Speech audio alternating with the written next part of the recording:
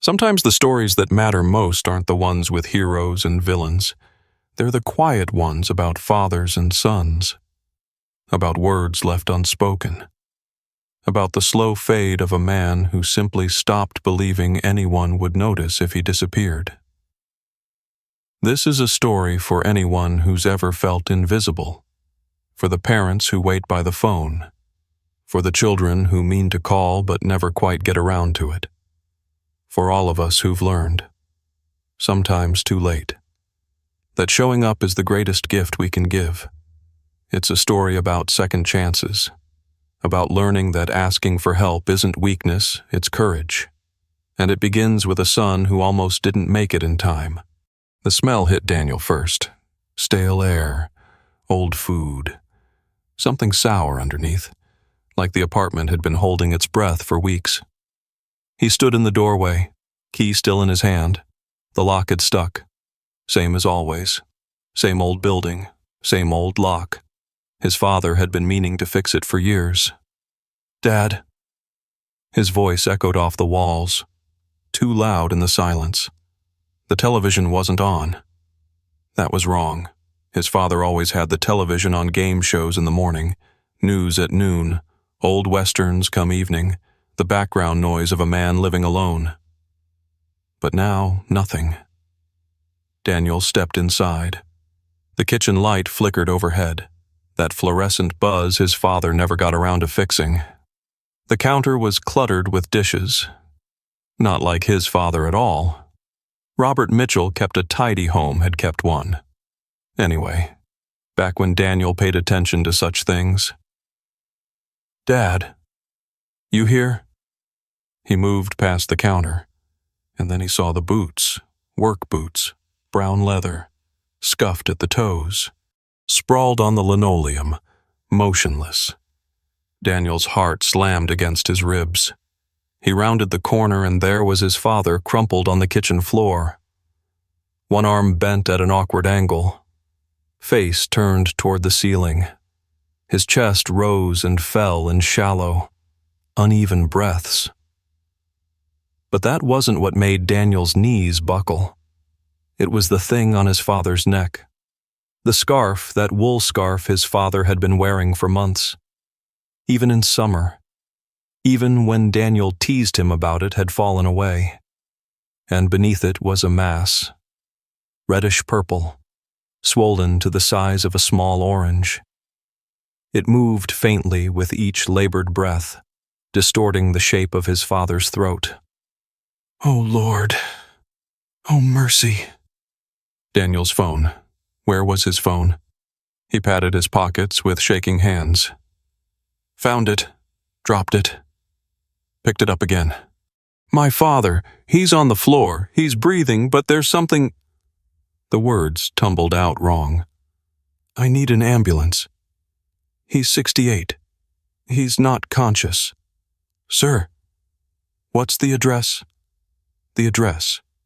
He'd been coming here for 40 years, and suddenly he couldn't remember.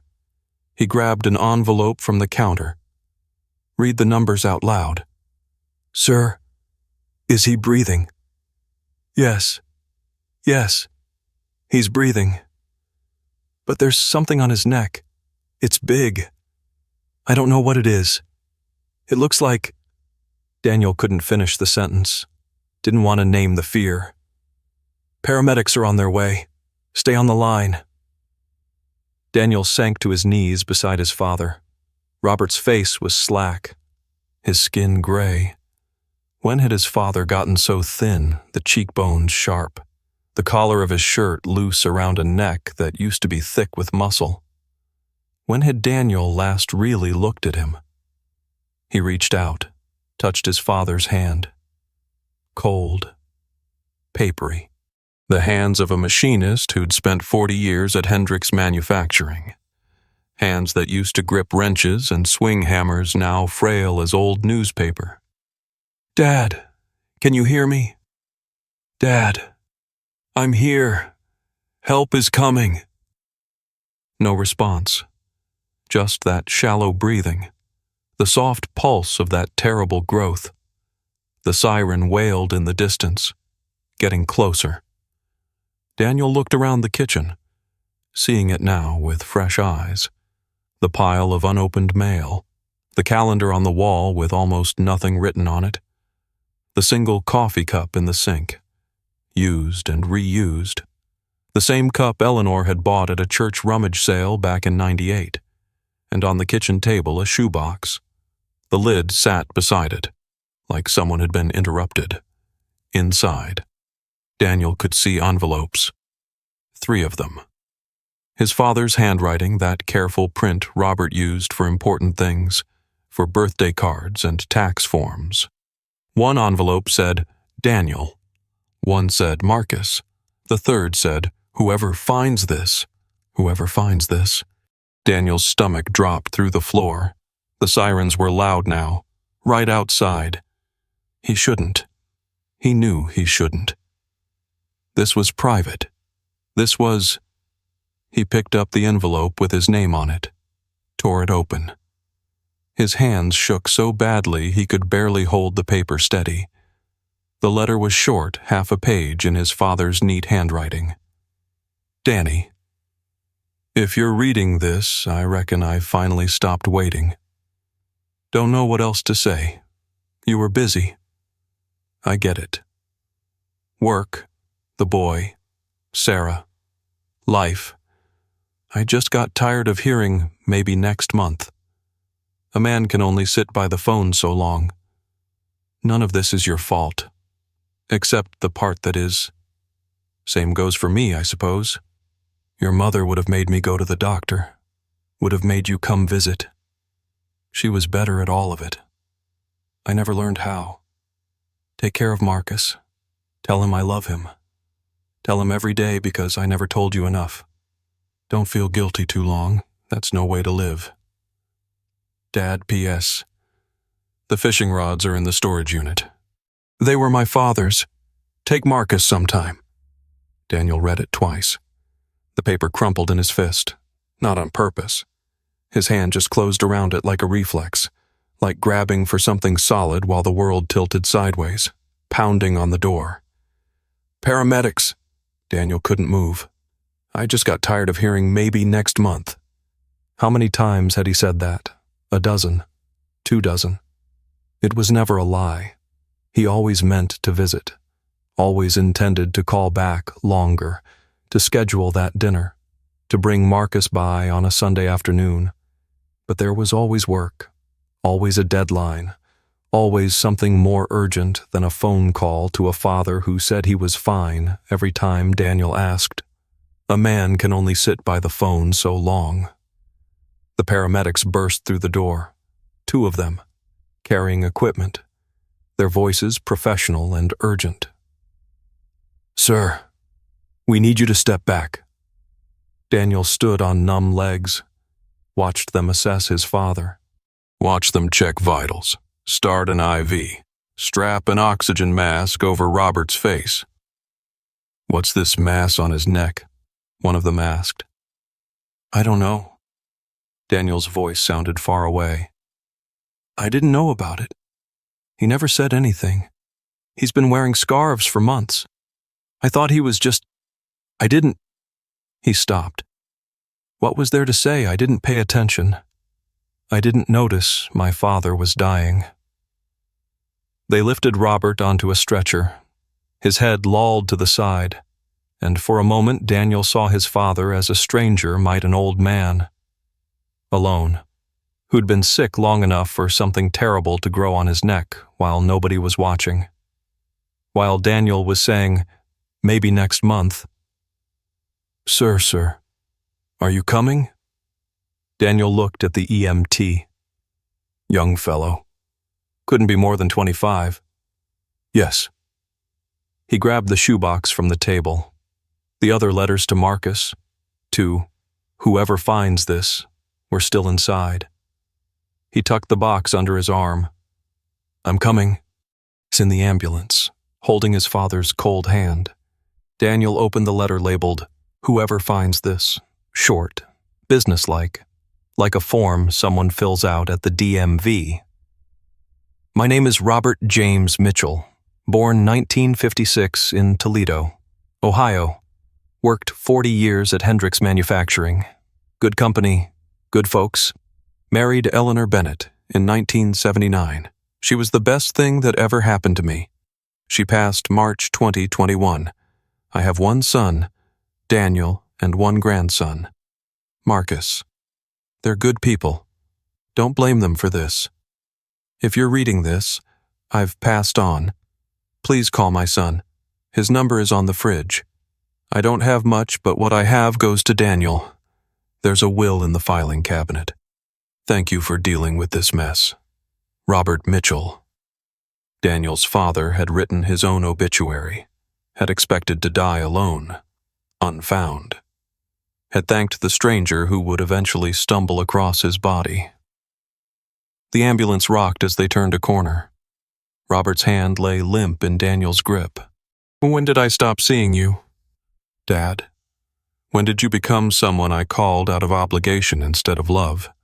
When did maybe next month become the only answer I knew how to give? He didn't have an answer. The EMT was saying something about the hospital, about surgery, about how they'd caught it just in time. Just in time. Daniel looked at the letters in his lap, at his father's careful handwriting, at the words of a man who'd spent 18 months believing no one would notice when he was gone. Just in time wasn't the miracle they wanted it to be. It was a reckoning. They say a son never truly sees his father until it's almost too late. If this story stirs something in your heart, share a word about where you're watching from tonight. Sometimes the smallest connections remind us we're not alone. April 2023. 18 months before the kitchen floor. The coffee maker gurgled at 5:45 a.m., same time it had for 26 years. Robert stood at the bathroom mirror, shaving cream on his jaw, razor in hand. The linoleum was cold under his bare feet. He'd been meaning to put down a rug for years, kept forgetting. Same mirror since '81. Reagan was president then. Daniel was 3, running around in diapers, grabbing at Robert's legs while he tried to get ready for the morning shift at Hendrix. The razor scraped against stubble. Steady hand. Still steady at 67. Well, 68 now. Birthday was last month. Daniel called, talked for 6 minutes. Robert timed it not on purpose, just glanced at the clock when the phone rang and again when it went silent. Happy birthday, Dad. Sorry we couldn't make it up. Marcus had a thing. Marcus always had a thing. Robert rinsed the razor under warm water, tapped it twice against the sink, old habit from his machinist days, same motion he used cleaning metal shavings off his tools. The smell of Barbasol filled the small bathroom, mixing with the faint mustiness of old towels. The radio played in the kitchen, classical station, WQXR, Eleanor's station. Sometimes the signal faded to static, but Robert never changed it. Never would. Morning, Ellie. Her picture smiled at him from the dresser, that photo from their anniversary trip to Mackinac Island. Wind in her hair. Lake Huron sparkling behind her. She'd worn that blue dress, the one she said made her feel like a movie star. Robert dried his face. Same towel she used to fold into those fancy shapes, swans, flowers, things she learned from a magazine at the beauty parlor. He never learned the shapes. Tried once, gave up, left it to her. A lot of things he'd left to her. The apartment was quiet. Too quiet. Eleanor used to fill it with sound humming while she cooked supper, calling out questions from the other room, laughing at something on television. Now just the coffee maker, the classical station fading in and out, his own footsteps on the worn carpet. He walked to the kitchen, poured his cup, black, 2 sugars, same as 40 years. The calendar hung on the wall, not many marks. Daniel, Sunday, Written 3 weeks ago, crossed out. Daniel, dinner. 2 weeks ago, erased and rewritten with a question mark. He'd stopped writing question marks lately. Seemed pointless. The phone sat on the counter. Silent. Had been silent for 11 days now. Robert took his coffee to the window. Outside, a young father pushed a stroller down the sidewalk, laughing at something the baby did. The morning light caught them just right golden. Warm. Like a photograph waiting to happen. Robert watched until they disappeared around the corner. The apartment felt smaller today. The walls closer. "I'm doing fine, Ellie," he said to the empty room. "Keeping busy." The words hung in the air. Even he didn't believe them. His reflection stared back from the dark window glass, an old man holding a coffee cup, standing alone in a kitchen built for two. And on his neck, just below the jaw, something he hadn't noticed yet. Something small. Something waiting. 1 week later, same bathroom, same mirror. The razor caught on something. Robert paused mid-stroke, blade hovering an inch from his jaw. He tilted his head, squinted at the reflection. The fluorescent light buzzed overhead. That faint electrical hum he'd been meaning to fix since Carter was in office. There, left side of his neck, just below the ear. A bump. He set the razor on the sink's edge, touched the spot with 2 fingers. Small. Hard. Size of a pea. Maybe smaller. Like a marble buried under clay. Huh. He pressed gently. No pain. Just a little knot under the skin, sitting there quiet as a secret. Probably nicked himself yesterday. Didn't notice. Or an ingrown hair, he got those sometimes, especially shaving too close. Eleanor used to tease him about that. Leave some stubble, Bob. You're not 20 anymore. Besides, I like a little scruff. He picked up the razor, finished shaving, careful around the spot. The Barbasol stung when he rinsed, and he winced, but the bump didn't react, just sat there, quiet and hard beneath his fingertips. It's nothing. He said it out loud, like speaking made it true. The coffee maker beeped from the kitchen. Robert gave the bump one last look in the mirror, then turned off the bathroom light. A week passed. Then 2. The bump didn't go away. Robert stood at the mirror, turning his head left and right. The morning light through the small window was gray today, looked like rain coming. Still there. Maybe bigger, hard to tell. Size of a small marble now, pushing up against the skin. He thought about calling Dr. Patterson's office. Made it as far as picking up the phone book. He still used a phone book. Kept it in the drawer by the refrigerator where Eleanor always stored it.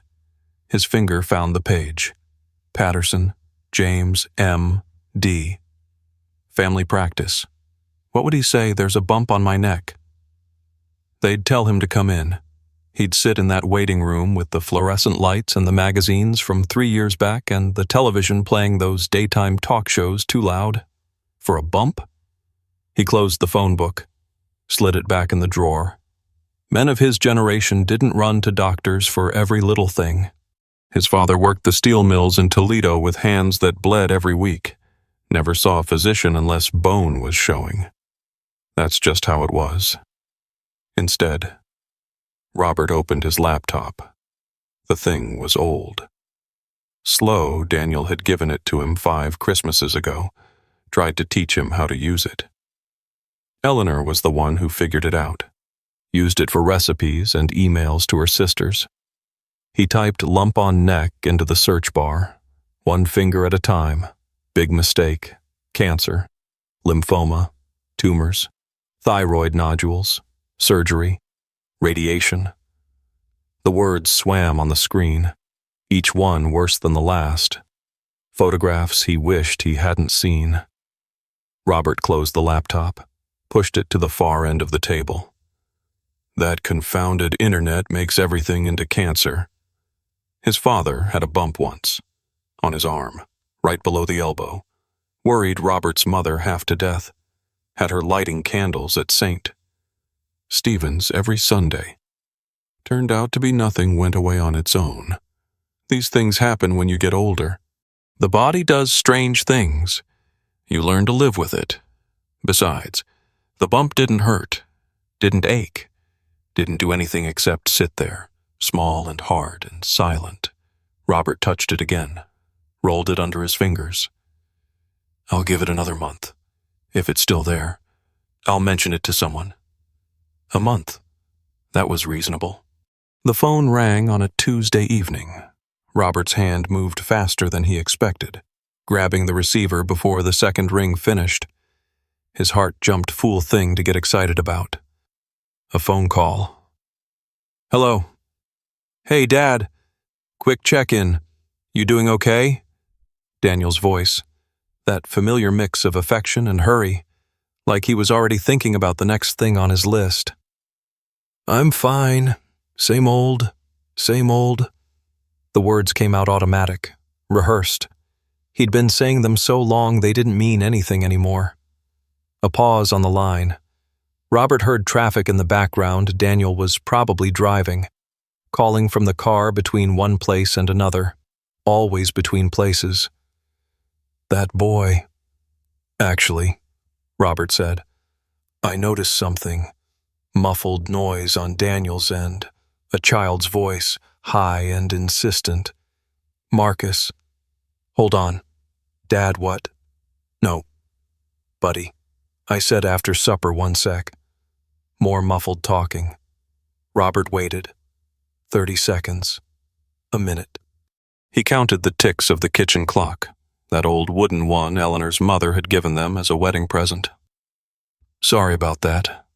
Daniel was back, but his voice had that hurried edge, the sound of a man with somewhere else to be. What were you saying? The moment hung there.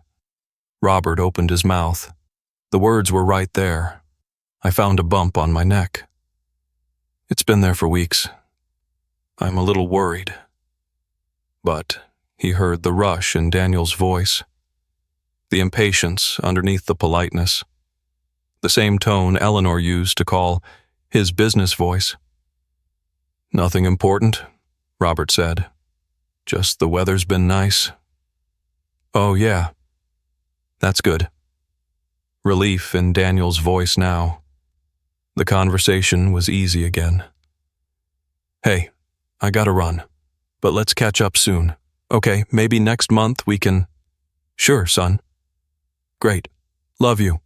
Dad. Love you too. Click. Robert held the phone for a long moment. The dial tone hummed in his ear before he set it back in the cradle. The kitchen clock ticked. The refrigerator hummed.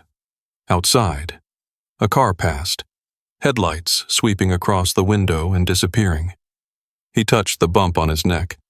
Still there, still small, still silent.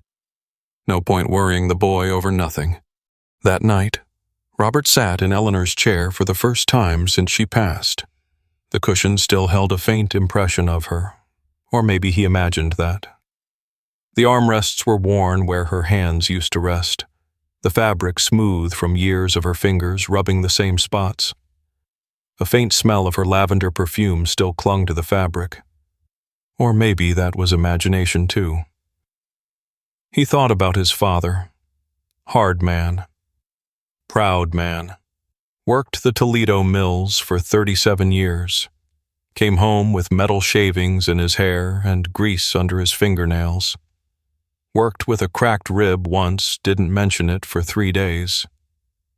That's how men are, his mother used to say, shaking her head while she fixed supper. They'd rather die than ask for help. She meant it as praise.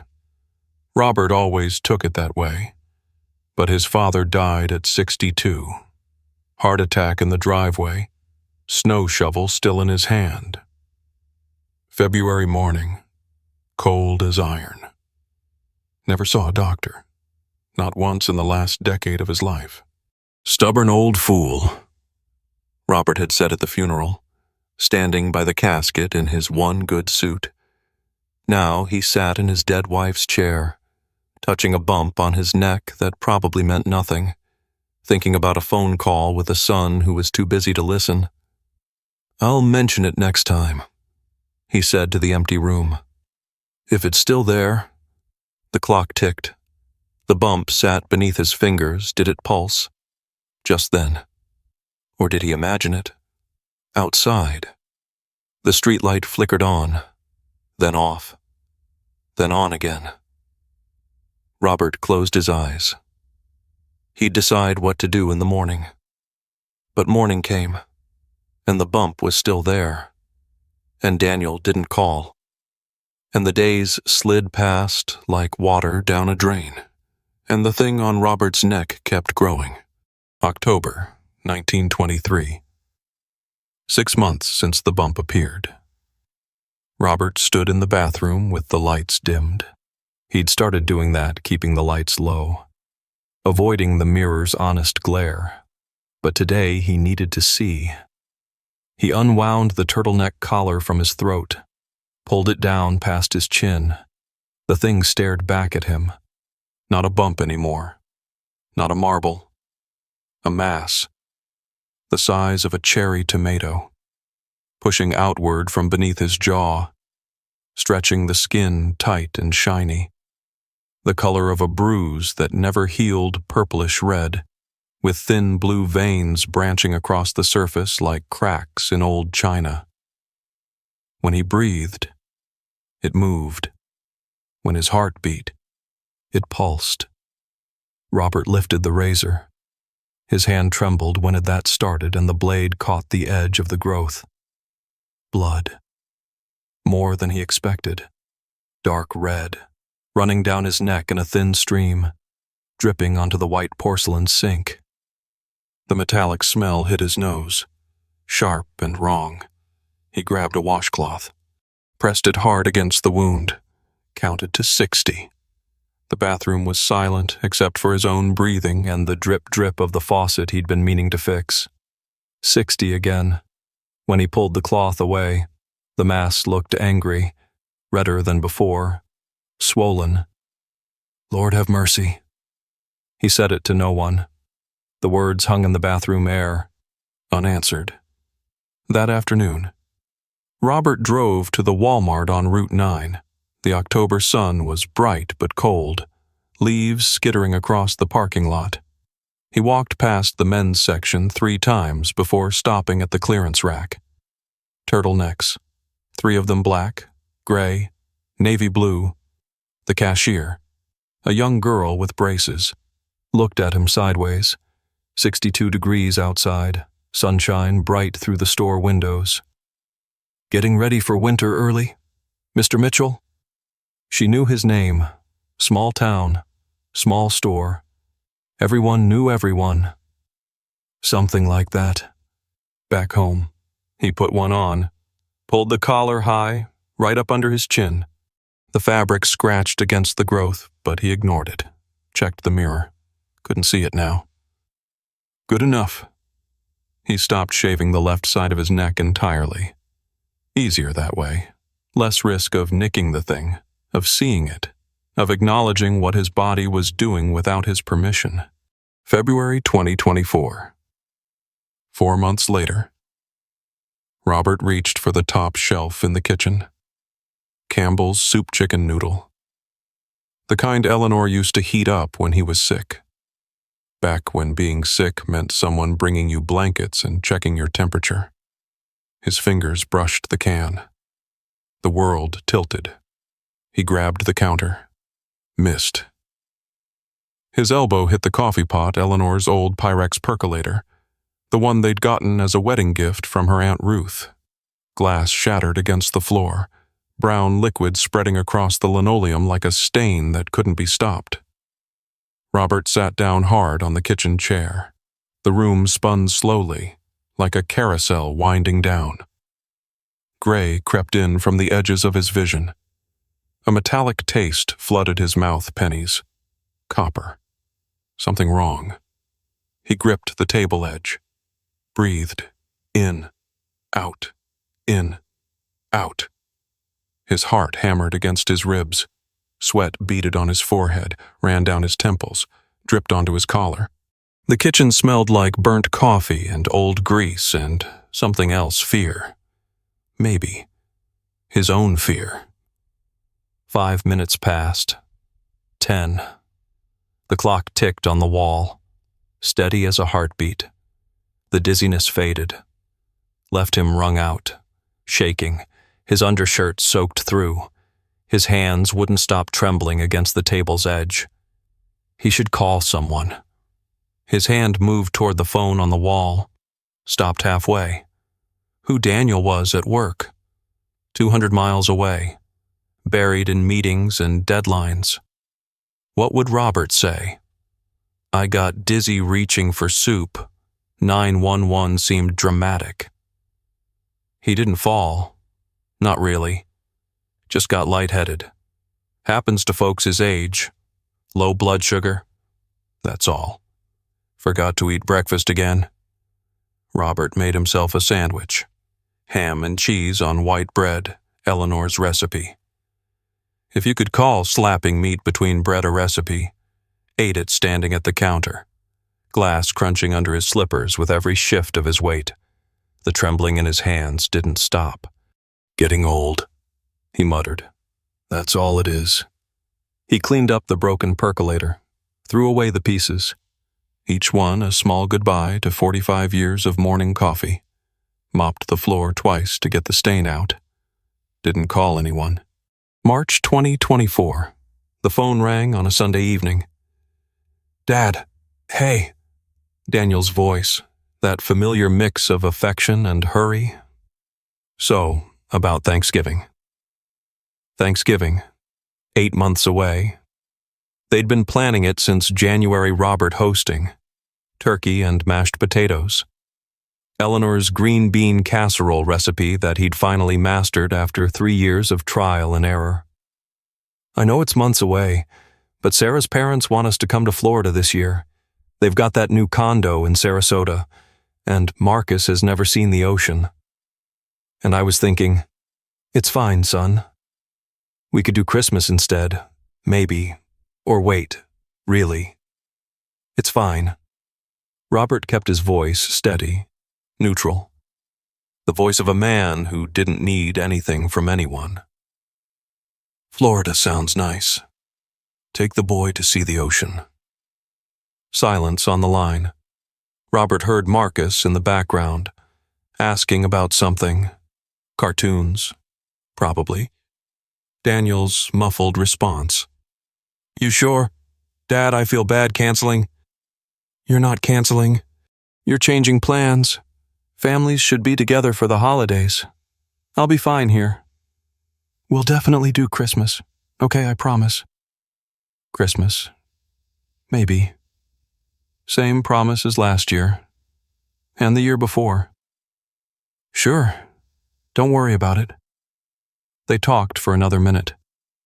Daniel mentioned work. Something about a promotion. Robert said the right things. That's great, son. And I'm proud of you, while staring at the menu he'd written out 2 months ago. Turkey, mashed potatoes, green bean casserole, pumpkin pie from the bakery on 5th Street, the one where Mrs. Henderson worked part-time and always saved him the corner pieces Eleanor used to love. He crumpled the paper, dropped it in the trash. That night, Robert didn't turn on the television. He sat in the dark living room, one hand pressed against the mass on his neck. It had grown again, the size of a small plum now, hard and warm beneath the turtleneck's fabric. He could feel his heartbeat in it thump, thump, thump, a second pulse that didn't belong. I don't think I want to fight this, Ellie. The words came out quiet, barely a whisper. He wasn't sure when the thought had first arrived, maybe during the dizzy spell. Maybe earlier. Maybe the day Daniel said, maybe next month for the dozenth time. But it was here now, settled in his chest like a stone. What was he fighting for? Empty rooms, unanswered phone calls, a calendar with nothing written on it except crossed-out plans and question marks that never got answers. April 2024, 1 year since the bump appeared. Robert stopped going to the grocery store. Ordered delivery instead. Left the money in an envelope taped to the door, exact change, plus a $2 tip. Told the driver to leave the bags on the porch and not to knock. Easier that way. No need to explain the scarves. No need to answer questions from the cashiers who'd known him for 20 years. "You feeling all right, Mr. Mitchell?" "You look a little thin." "Robert? Haven't seen you at St. Stephen's lately. Father Martinez asked about you." The apartment collected dust. He noticed it sometimes gray film on the television screen. Cobwebs in the corners of the ceiling, but couldn't summon the energy to care. Eleanor would have been horrified. She kept this place spotless for 40 years. Bill called twice, his old co-worker from Hendrix, the one who used to sit with him at lunch every day for 15 years. They'd bowled together on Thursday nights, back when Eleanor was alive and Robert still did things like bowling. Robert let both calls ring through. Called back once. "Not feeling great. Bill, I'll call you next week." Never called back. The mass was the size of a small lemon now. He could feel it pressing against something inside his throat, his windpipe. Maybe. Or one of those arteries the internet had warned about. Sometimes he woke in the night gasping, clawing at his collar, certain he was suffocating. Then the feeling would pass. He'd lie in the dark, staring at Eleanor's side of the bed, waiting for morning. 7 scarves now. Different colors. He rotated them like a uniform.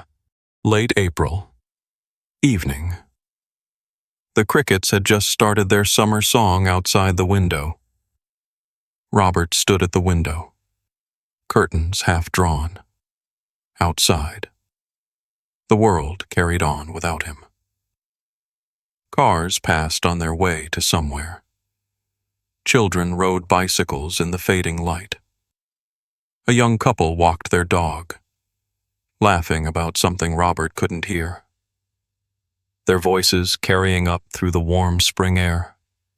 He watched them disappear around the corner. His hand drifted to his neck. The mass pulsed beneath his fingers, warm and insistent, like something alive that had taken up residence in his body without asking permission. The phone rang. He turned, looked at the caller ID. Daniel. Watched it ring. Once, twice, 3 times. The answering machine clicked on. Daniel's voice, tinny through the old speaker. "Hey, Dad. Just checking in. Call me back when you get a chance. Love you." Beep. Silence. Robert didn't move. Didn't reach for the phone. Didn't press the button to call back. He stood at the window until the streetlights came on, one by one, and the young couple came back around the corner with their dog, and the children's laughter faded into evening quiet. Then he closed the curtains, turned off the lights, and wondered, in the darkness, if anyone would notice when he finally stopped answering at all. October 1st, 2024, 2 weeks before the kitchen floor. Robert stood at the bathroom mirror, scarf off, lights on full brightness, no hiding. He made himself look. The mass had become something else entirely. Tennis ball size now, bulging from the left side of his neck like a fist pushing through from inside. The skin stretched thin and shiny, the color of an overripe plum. He could see veins running through it, blue and purple, branching like rivers on a road map. When he breathed, it moved. When his heart beat, it pulsed. His reflection didn't look like Robert Mitchell anymore. It looked like someone waiting to die. He touched the growth. Warm, almost hot, like a fever trapped under the skin. The surface gave slightly under his fingers, then pushed back. The dizziness came more often now. Twice yesterday, 3 times the day before. He'd learned to grab the wall before it hit, to lower himself into a chair before his legs gave out.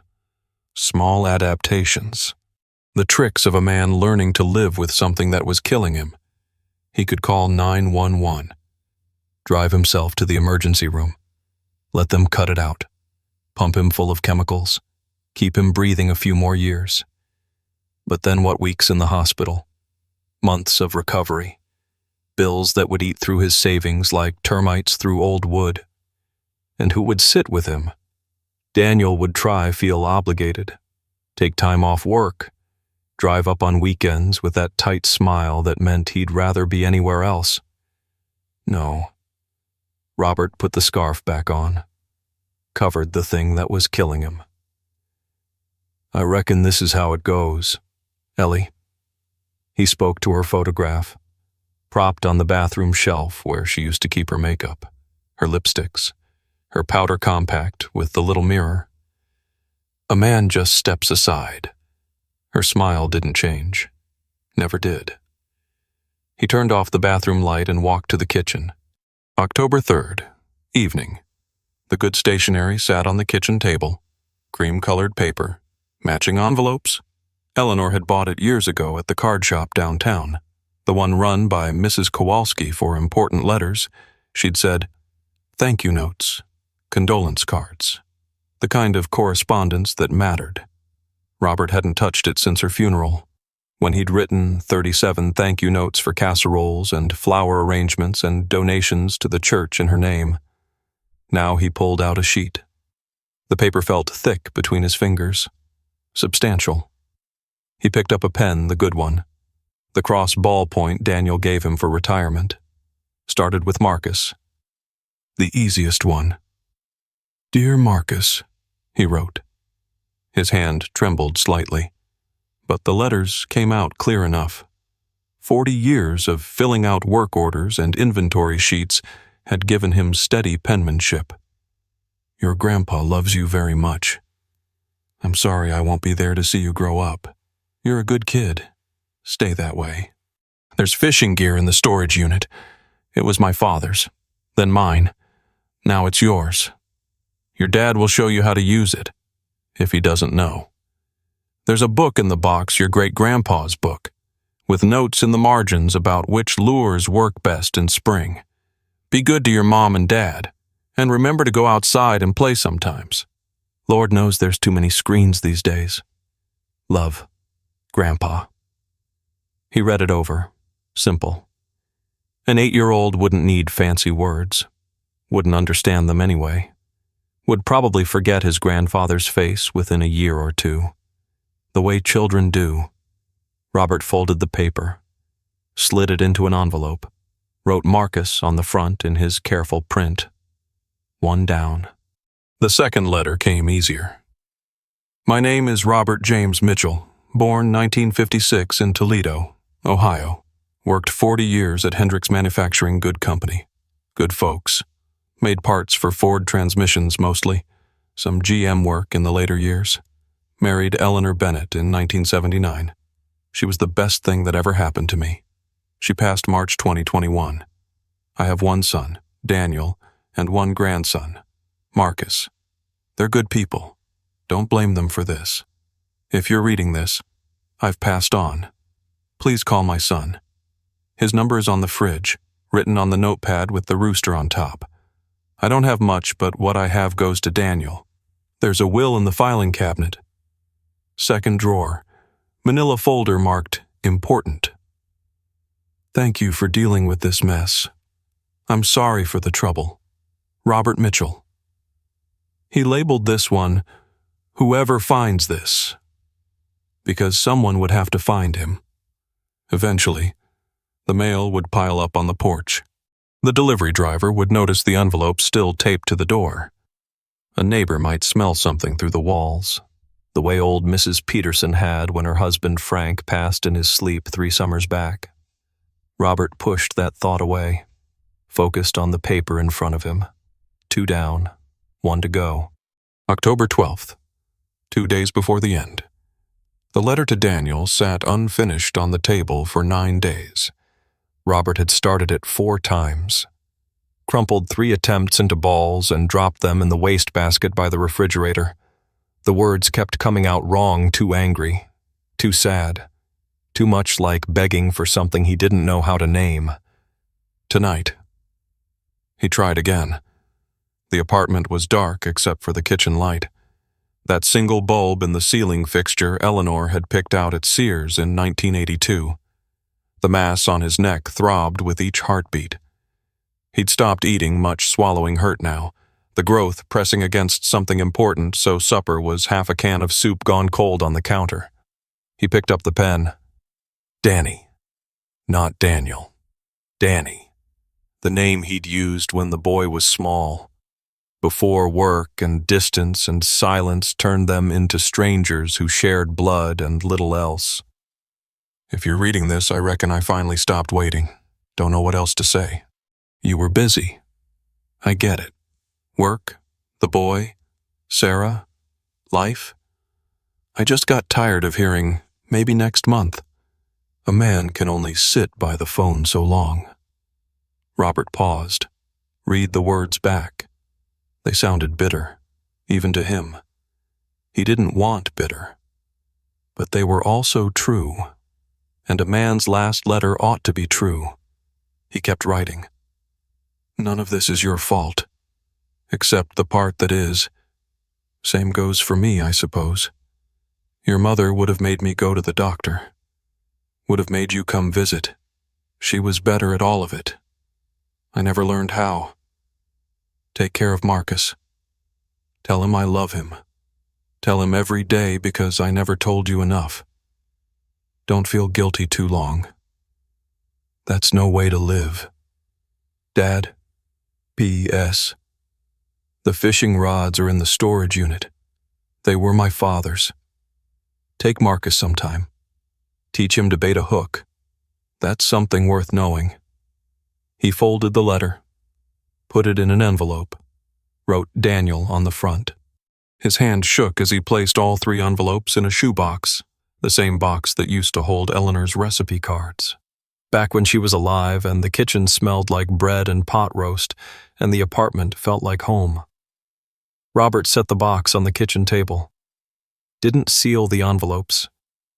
Someone would need to open them. He sat there for a long while, looking at the box. Outside. The crickets had gone quiet.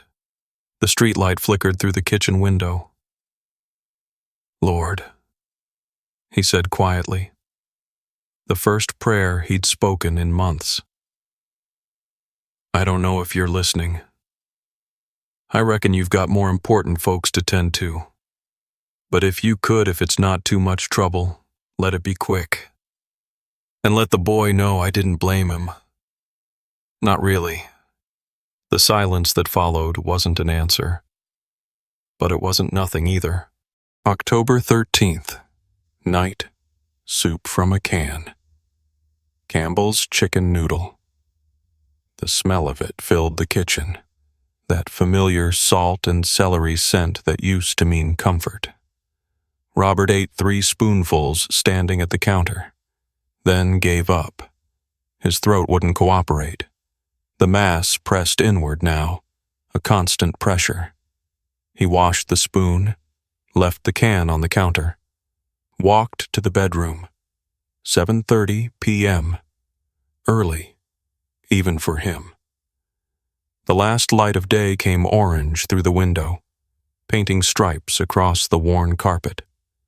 The bed was cold. Had been cold for 3 years. Ever since Eleanor stopped breathing beside him on a Tuesday morning. her hand still reaching for his across the mattress. Robert lay on his side, faced her pillow. It still smelled faintly of her lavender soap, or maybe that was just memory playing tricks. "Tomorrow, maybe," he whispered, "or the day after. We'll see." He closed his eyes.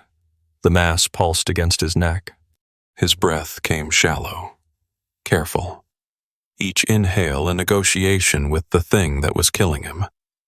He thought about Daniel, about Marcus, about the letters on the kitchen table and the fishing rods in storage and all the things he should have said out loud instead of writing them down for strangers to find. Sleep came slowly, restless, full of half-dreams where Eleanor stood in doorways, saying things he couldn't quite hear, wearing that yellow sundress from Mackinac Island. Robert didn't know that tomorrow his body would finally give out. Didn't know that his son would find him just in time. All he knew, lying in that dark bedroom with his dead wife's pillow inches from his face, was that he was tired. And tired was no way to keep living. October 14th, morning. Robert woke to gray light through the curtains. Still here. He sat up slowly. The room spun once, then steadied. The mass throbbed, heavy and hot. He swung his legs over the side of the bed, stood. The floor tilted beneath him. He grabbed the nightstand, waited. The dizziness didn't pass. Just need coffee. Just need to eat something. He took one step toward the door, then another. Then his legs stopped working entirely, and the floor rushed up to meet him. And the last thing Robert Mitchell heard before the darkness took him was the sound of his own body hitting the ground, and the shoebox of letters waiting on the kitchen table for someone to find. October 14th, 2024, 11:47 p.m. The surgical waiting room smelled like floor wax and burnt vending machine coffee. Fluorescent lights hummed overhead. That particular buzz that drilled into the skull after enough hours of sitting. Daniel sat alone in a plastic chair, the shoebox on his lap. He'd read all 3 letters now, twice. The words blurred together in his mind, finally stopped waiting, and maybe next month, and don't blame them for this. But one phrase kept circling back, burrowing deeper each time. Whoever finds this. His father had written instructions for a stranger, had expected to die alone in that apartment, undiscovered, until a neighbor complained about the smell or the mail carrier called the police. Daniel's stomach heaved. He made it to the bathroom. Barely, knelt on cold tile, gripping the toilet bowl, his body rejecting everything: the airline coffee, the granola bar he'd eaten in the rental car, the reality of what those letters meant. The heaving stopped. He splashed water on his face. The bathroom mirror showed a man he barely recognized, eyes red. Stubble uneven. Shirt still spotted with the coffee he'd spilled hours ago. 42 years old. When had he started looking so much like his father? Same jaw. Same tired eyes. Same lines around the mouth from pressing his lips together when he didn't want to say what he was thinking. Back in the waiting room. The clock on the wall showed midnight. The shoebox sat where he'd left it. He picked up his own letter again. I just got tired of hearing, maybe next month. How many times? 12 more. He'd meant it every time. Always planned to visit. Always intended to call back longer. To listen better. To make the drive up on a Sunday afternoon with Marcus and Sarah and a casserole from that deli his father liked. But there was always something. A deadline. A meeting. Marcus's soccer game. A birthday party for one of the neighbor's kids. Always something more urgent than a father who said, "I'm fine," every time Daniel asked. Daniel pressed his palms against his eyes. His phone buzzed in his pocket. Sarah. Any news? He typed back, thumbs clumsy on the screen. Still in surgery. Could be hours. How are you holding up? He stared at the question. Didn't know how to answer honestly. He wrote goodbye letters. He was going to let himself die. 3 dots appeared on the screen. Disappeared. Appeared again. Oh, Lord. Danny, I did this. I let this happen. You didn't know. That's the point. I should have known. He put the phone face down on the chair beside him, stared at the surgery doors. The second hand on the wall clock moved in slow, deliberate ticks. Somewhere beyond those doors, Robert Mitchell drifted. Ceiling tiles moved above him, or he moved beneath them. Hard to tell which was which. Voices filtered through cotton wool. Clamp there. Watch the carotid. Slow and steady now. Pressure in his neck. Strange.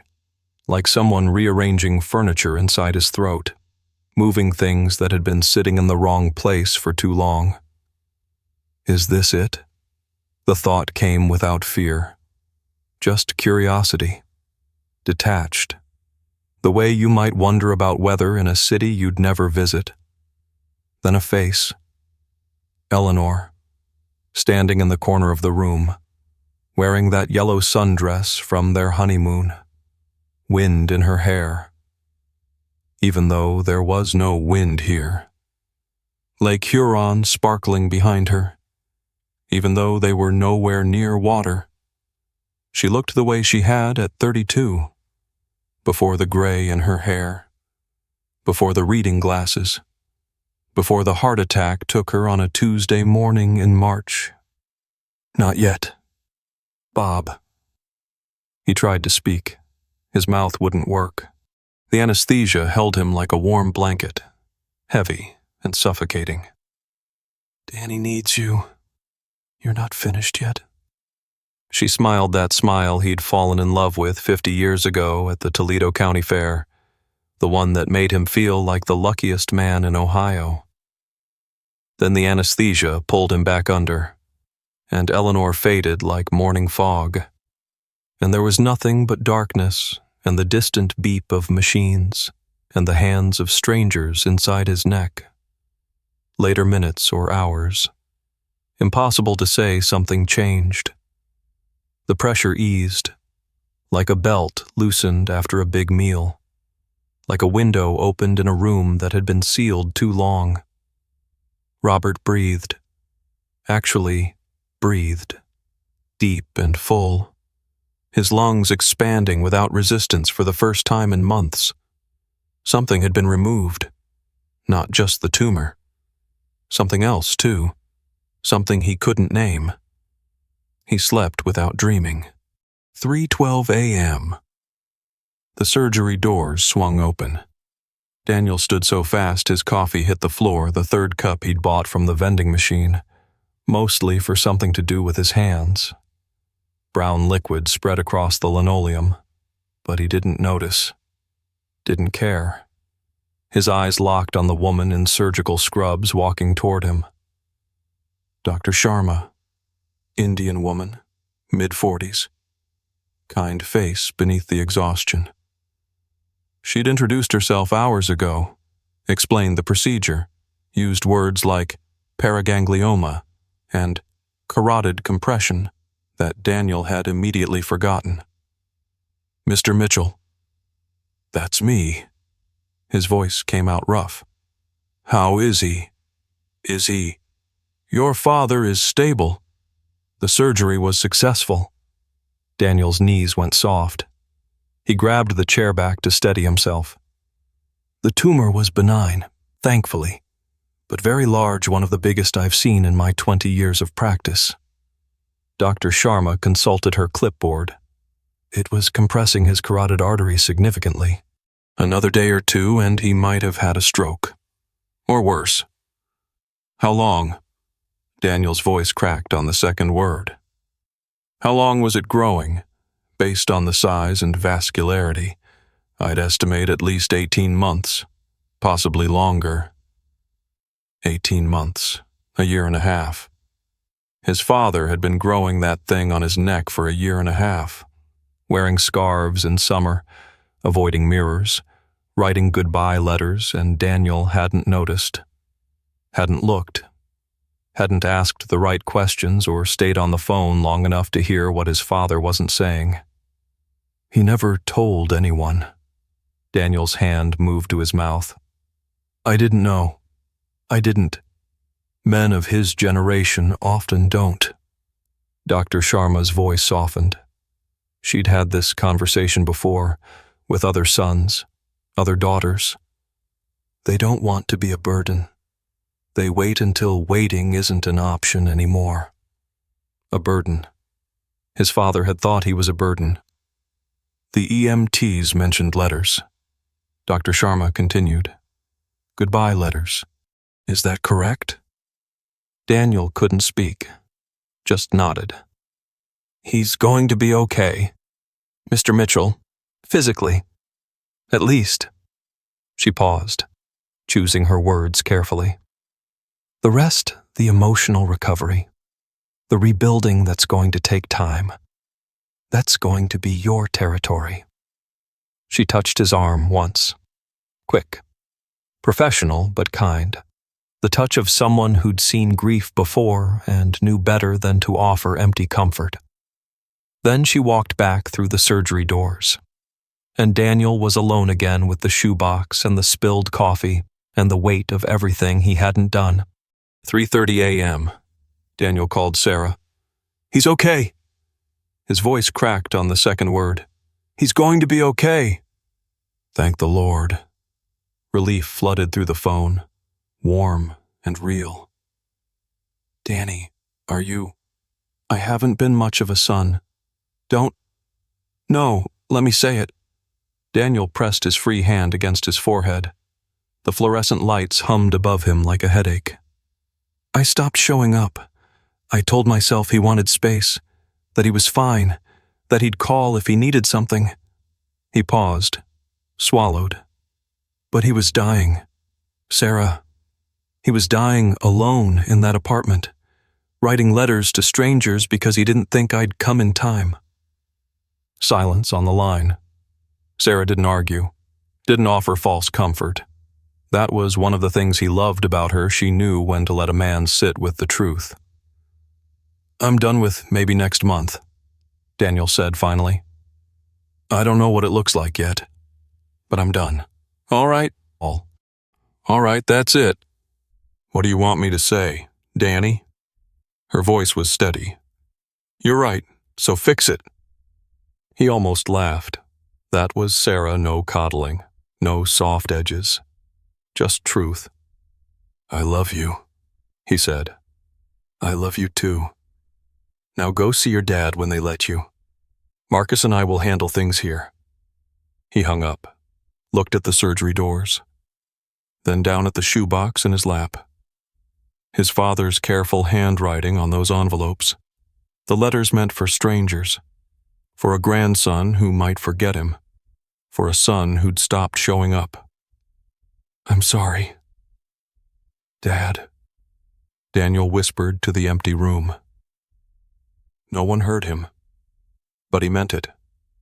And when those doors opened again and a nurse told him his father was awake, Daniel walked through them carrying 18 months of guilt and one question he didn't know how to ask. Would his father even want to see him? October 18th, 2024. 4 days after surgery. Robert opened his eyes to white ceiling tiles and the smell of antiseptic, bleach, industrial soap, the particular staleness of recirculated hospital air. Not dead. His hand moved to his neck, bandages, gauze, tape pulling at the thin skin. But beneath them nothing. The mass was gone. That constant pressure, that second heartbeat that had lived under his jaw for 18 months, vanished. He breathed deep. Actually, deep. His lungs filling completely for the first time since he couldn't remember when. The air tasted strange, clean. Then he turned his head and saw Daniel. Asleep in the chair beside the bed, stubble on his chin 3 days' worth, maybe 4, shirt wrinkled, collar stained with coffee, dark circles under his eyes like bruises. He looked like he hadn't showered in days. Robert's face hardened. Daniel. His son startled awake, blinked, straightened in the chair like a schoolboy caught sleeping in class. Dad, you're awake. Let me call the nurse. You found my letters. Not a question. Daniel stopped halfway out of his chair, sat back down slowly. His hands gripped his knees. Yeah, Dad, I found them. The silence stretched between them. The heart monitor beeped steadily. 62, 63, 64. Someone wheeled a cart past the door, wheels squeaking on linoleum. A voice on the intercom paged Dr. Morrison to the 3rd floor. I didn't want you to see that. I know. I wasn't. Robert stopped. His throat was dry, scraped raw from the breathing tube they'd removed that morning. Too many words crowding behind his teeth. None of them right. It wasn't supposed to happen like this. I know. Dad. Stop saying that. Robert turned his face toward the window. Couldn't look at his son. Couldn't stand the expression on Daniel's face, that mix of guilt and pity that made Robert feel like something broken, something to be managed. Go home. I'm fine now. I'm not going home. You have work. You have Marcus. You have... I took leave. Robert turned back. For how long? As long as it takes. The words hung there like smoke in still air. Robert didn't know what to do with them. He'd spent 18 months preparing to die alone, preparing for silence, for absence, for the gradual fade into nothing. He'd made peace with it, written his letters, said his goodbyes to an empty room.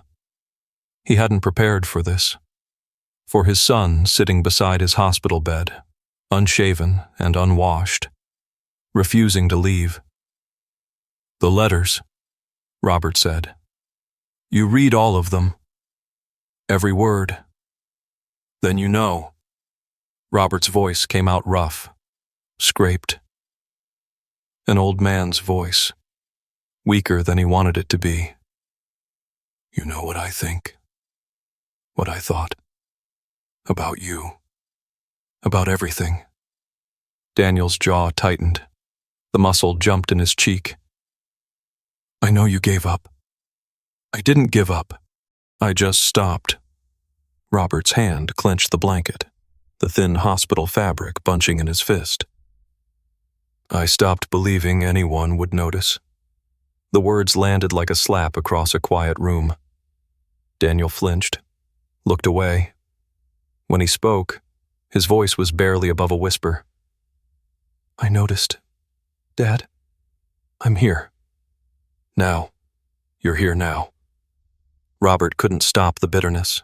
Didn't want to. It had been building for 3 years, maybe longer, and now it was coming out whether he liked it or not. Where were you 6 months ago, a year ago, when I called and you said, maybe next month, like I was some appointment you kept rescheduling? Dad. I sat by that phone every Sunday waiting for you to call. Every Sunday for 3 years. And every time, it was the same thing. 5 minutes, 6 minutes. Everything good. Dad? Everything's fine. Son. Click. Done. Back to your life. Daniel's face had gone pale. His hands gripped his knees so hard the knuckles went white. You want to know when I decided to stop fighting? Robert pushed himself up against the pillows. His arms shook with the effort, weak as a kitten, but he didn't care. It was March, when you called about Thanksgiving. Sarah's folks want us in Florida. like spending the holiday with your father was something you could just scratch off a list. That's not fair. Fair. Robert laughed, but there was no humor in it, just a dry, rattling sound from a throat still raw from surgery. Fair is your mother dying in her sleep and leaving me alone in an apartment built for two. Fair is watching my body grow something that was killing me and not having a single soul I could tell. Fair is writing goodbye letters at my kitchen table because I knew, Danny, that nobody was coming. The heart monitor beeped faster, 68, 72, 75. Daniel sat very still. His hands had moved from his knees to the chair arms, gripping the plastic like he might float away without an anchor. "You're right," he said finally. Robert blinked. He'd expected argument, defense, excuses. The usual dance they'd been doing for 20 years, Robert hinting at hurt, Daniel deflecting with busyness. "I stopped showing up," Daniel continued. His voice was flat, controlled, barely, like a man walking a tightrope over a long drop. "I told myself you wanted space, that you were grieving Mom and needed time alone. But that was a lie I told myself so I didn't have to feel guilty about not making the drive." He looked up, met Robert's eyes. "I was avoiding you, because being around you reminded me of her. And I didn't want to feel that, so I stayed away and told myself it was for your sake." Robert said nothing. The monitor beeped. 68, 65, settling. "The letters." Daniel's voice cracked. He stopped, swallowed hard, his Adam's apple bobbing. Started again. "The letter you wrote me. A man can only sit by the phone so long. I've read that line maybe 50 times since I found you on that floor. And every time, I think about all the Sundays I could have called longer, all the visits I could have made, all the times I said maybe next month, because it was easier than putting you on my calendar." He wiped his face with the back of his hand. Quick, rough, embarrassed by the wetness there. "I can't undo that. I can't go back and make different choices. But I'm here now, Dad, and I'm not leaving." Robert's chest ached, not the incision that was numb still, deadened by whatever they'd pumped into him. Something deeper, something he'd buried so far down he'd forgotten it was there. "I don't know how to do this," he said quietly. "Do what? Need people." The words came out small, shameful. An old man admitting what he'd spent 68 years trying to hide. "Your mother knew how. She called her sisters every week, made plans, kept us connected to the world. When she died, I didn't know. I never learned." His voice broke, just stopped, like a record hitting a scratch. Daniel stood, crossed to the bed, sat on the edge of the mattress, close enough that Robert could smell the stale coffee on his breath, the sweat of 3 days without a shower. "I didn't either," Daniel said. "You never taught me. We never talked about feelings in our house. We never said, 'I love you,' unless someone was leaving or dying. I learned to keep things in because that's what you did. That's what men in our family do." Robert stared at his son. "I raised you that way," he said slowly. The words tasted like ash. To not ask for help, to not show weakness, to handle everything yourself. "Yeah." Daniel's mouth twisted, not quite a smile, not quite a grimace. "And look where it got us." Week 2. The physical therapist came every morning at 8. A young woman named Jennifer with a ponytail and relentless cheerfulness that made Robert want to throw something. "Let's try the hallway again. Mr. Mitchell." Robert gripped the walker. His arms trembled.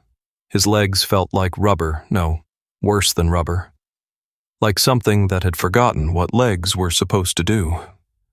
The tumor had pressed against things for so long: nerves, blood vessels, muscles that his body had forgotten how to work properly.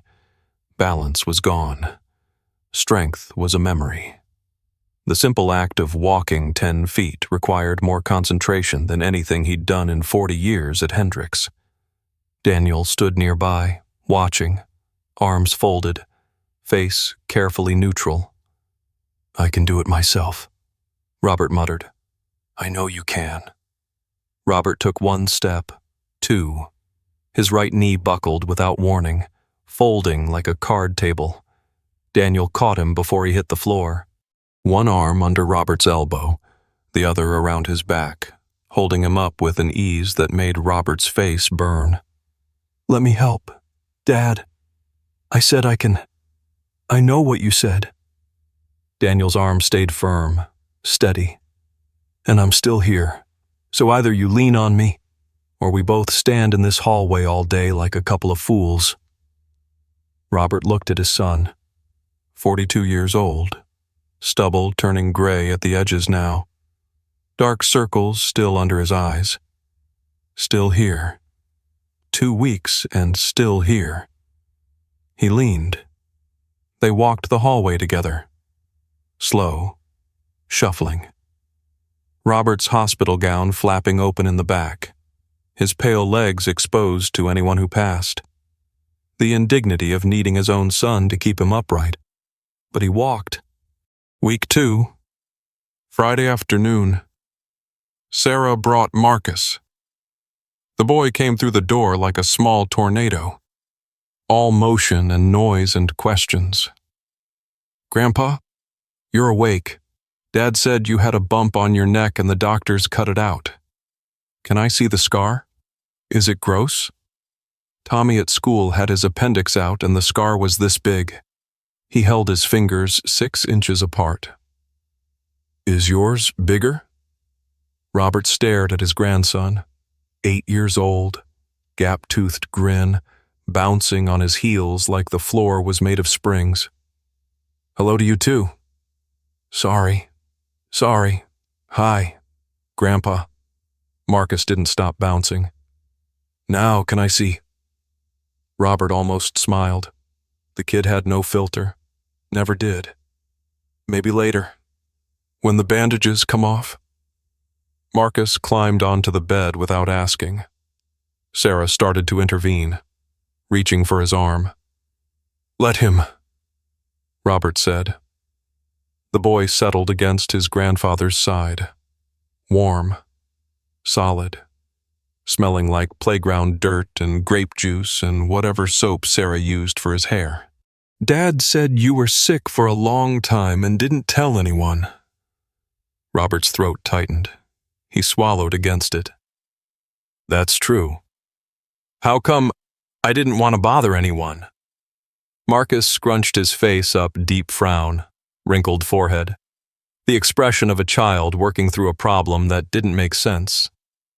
"But if I was sick, I'd tell you. That's what you're supposed to do. You tell people so they can help. That's what Mom says when I don't feel good." Robert's eyes burned.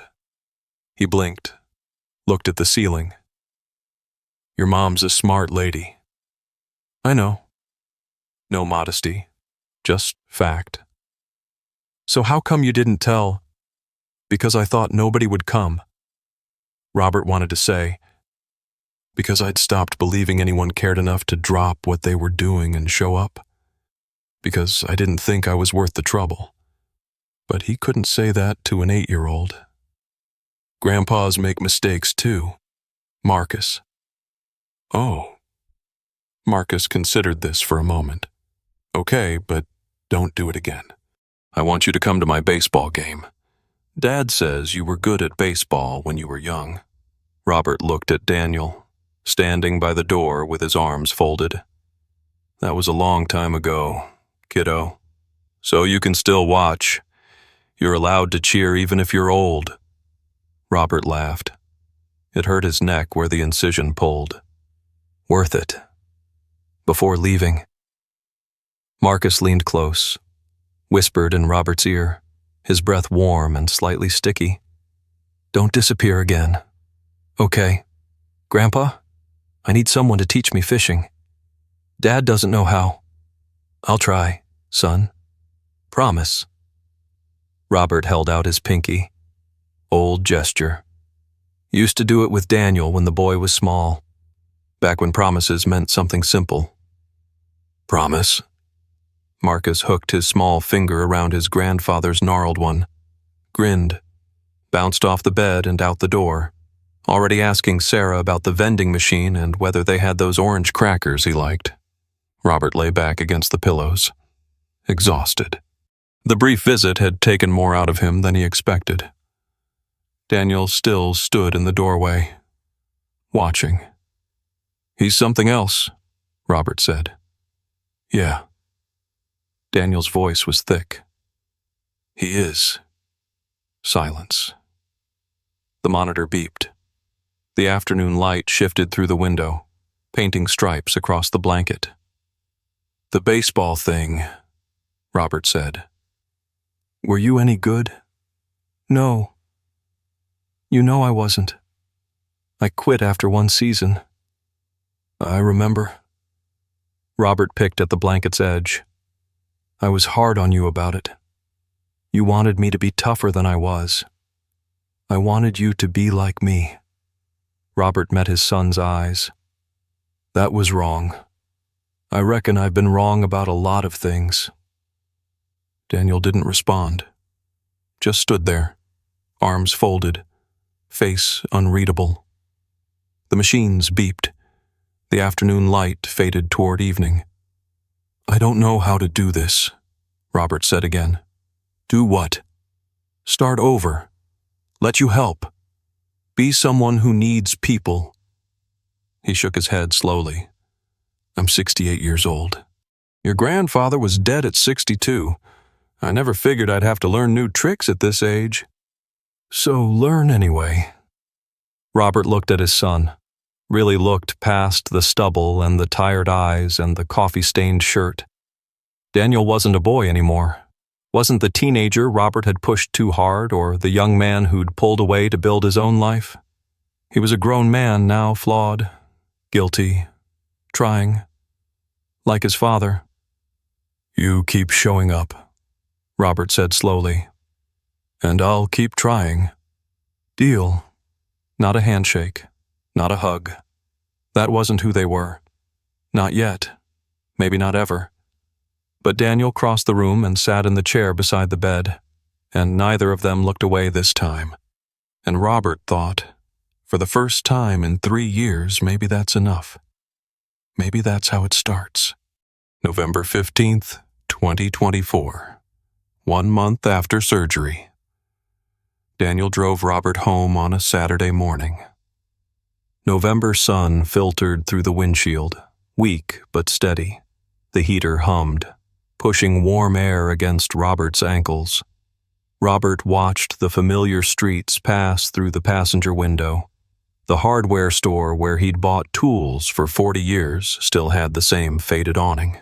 Still had old Mr. Kowalski's name painted on the glass even though the sun ran it now. The diner where Eleanor used to order the same thing every Sunday after church: grilled cheese, extra pickles, coffee with 2 sugars. The park where Daniel learned to ride a bicycle, falling 7 times on that cracked sidewalk before he finally stayed upright. The same town, the same roads. But Robert felt like a stranger passing through a place he'd only read about in books. "You doing all right?" Daniel asked. "Fine." The word came out automatic, habit, the same answer he'd been giving for 3 years. Daniel glanced at him but said nothing, just drove. They pulled into the apartment complex. Robert's building. 2nd floor, corner unit. Home for 43 years, first with Eleanor, then without her. Daniel helped him up the stairs. Robert's legs still weak, balance still uncertain. He hated needing the help, hated the way his son's hand stayed under his elbow, steady and patient. like guiding a child learning to walk. The door swung open. Robert stopped in the doorway. Sunlight poured through clean windows that hadn't been washed in 2 years. The floors gleamed, freshly mopped. The kitchen counter was cleared, dishes washed and stacked in the drainer. The refrigerator hummed with new sounds, something inside it now. Food he hadn't bought. Eleanor's reading chair had been moved, positioned near the window now, catching the morning light the way she always wanted, but Robert never bothered to arrange. Her glasses were still on the side table. Daniel hadn't touched those.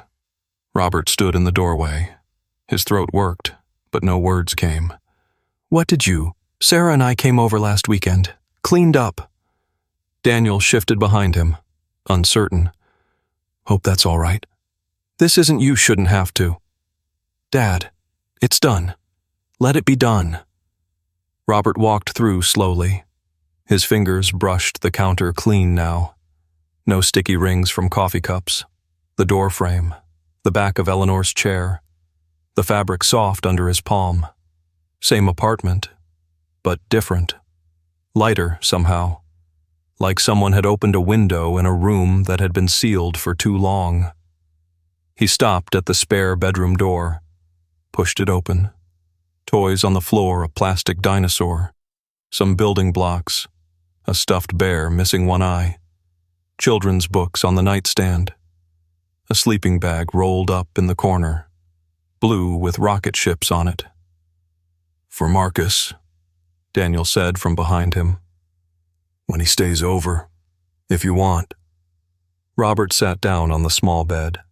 The mattress creaked under his weight-old springs, probably needed replacing. He tried to speak, couldn't. "I want," he managed finally. His voice came out rough. Daniel nodded. That was enough. That evening, Robert sat in his own kitchen for the first time in a month. The same chair where he'd written goodbye letters. The same table where he'd given up on living. But tonight, Daniel was making supper. Something from a cookbook Sarah had sent garlic chicken with roasted vegetables. The smell filled the apartment. Rich and warm. Garlic. Rosemary. The sizzle of butter in Eleanor's old cast-iron skillet. Robert watched his son move around the kitchen, opening cabinets, searching for spices, making small frustrated sounds when he couldn't find things.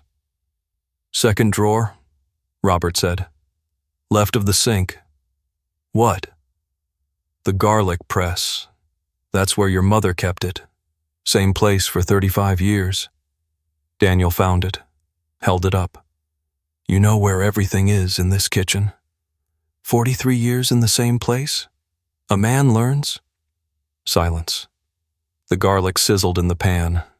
Outside, a car passed, headlights sweeping across the window. "Dad." Daniel didn't turn around, kept stirring. "We need to talk about what happened." Robert's jaw tightened. "We talked. At the hospital. We yelled. That's not the same thing." "I don't know what else there is to say. Son." Daniel turned off the stove, faced his father. The kitchen light caught the gray in his stubble, more gray than Robert remembered. When had that happened? "I need you to understand something." Daniel's voice was careful, controlled. "Those letters, reading them, it broke something in me. Not because you were dying, because you thought I wouldn't come." Robert said nothing, just sat there, hands flat on the table. "You wrote goodbye letters to strangers because you believed your own son had given up on you." Daniel's jaw worked. "And the worst part is, you were right. I had given up. Not on purpose, not consciously, but I'd let you become a box I checked. A phone call I made when I remembered. A maybe next month I never meant to keep. Danny." "Let me finish." Daniel gripped the counter behind him. His knuckles went white. "I told myself you wanted space, that you were fine, that you'd call if something was wrong, But the truth is, I didn't want to see. I didn't want to drive up here and sit in this apartment where everything reminds me of Mom. I didn't want to look at you and see her dying all over again." Robert's hands curled on the table, his own knuckles going white now. "So I stayed away, and I told myself it was all right. And meanwhile, you were growing that thing on your neck for 18 months, writing your obituary, waiting for someone to notice you were disappearing." The kitchen clock ticked. The garlic cooled in the pan, its smell fading. "I noticed too late," Daniel said. "But I noticed, and I'm here now, and I need you to tell me." His voice cracked. He stopped, swallowed hard, started again. "I need you to tell me if you're going to push me away again, because I can't do this halfway. I can't keep showing up if you're going to keep pretending you don't need anyone." Robert looked at his son, 42 years old, stubble turning gray, standing in his dead mother's kitchen, asking for something Robert didn't know how to give. "I don't know how to need people," Robert said. The words scraped out like rust from an old pipe. "Your grandfather never needed anyone, never asked for help, worked with cracked ribs and didn't complain. I thought that was strength. I thought that was what men did." "Grandpa died at 62, Daniel said quietly. "I know."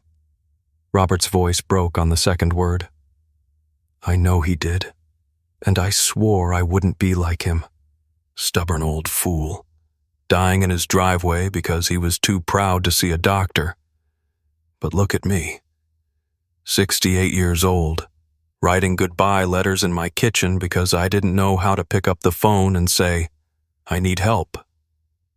He pressed his hands against his eyes. His shoulders shook once, twice. "I taught you that," Robert continued, his voice muffled. "I taught you to keep things in, to not show weakness, to handle everything yourself." He dropped his hands, looked at his son with wet eyes. "And then I got angry when you learned the lesson." Daniel crossed the kitchen, sat down across from his father at the table, the same table where Eleanor used to sit, her coffee cup leaving rings on the wood. "So, we both made mistakes," Daniel said. "We both made mistakes. Can we start over?" Robert considered the question, turned it around in his mind like a stone worn smooth by years of handling. "I don't reckon we can start over," he said finally. "Too much history, too many years of doing it wrong." Daniel's face fell. "But maybe," Robert continued, "we can start different, right here, right now, not pretending the past didn't happen, just choosing something new." Daniel let out a breath. "I can do that. I don't know what it looks like, being someone who needs people, being someone who asks for help." Robert spread his hands on the table, old hands, liver spotted, the knuckles swollen from arthritis. "I've been doing it wrong for 68 years. Might take me a while to learn different." "We've got time, Dad. Do we?" The question hung between them like smoke. "We do," Daniel said. "I'm making sure of it." November 18th, 3 days later, Robert stood at Eleanor's grave for the first time since the funeral. The cemetery was quiet, cold. Brown leaves scattered across the grass, curled and brittle. A crow called from somewhere in the bare trees, harsh. Lonely sound. The smell of wet earth and decaying leaves filled the air.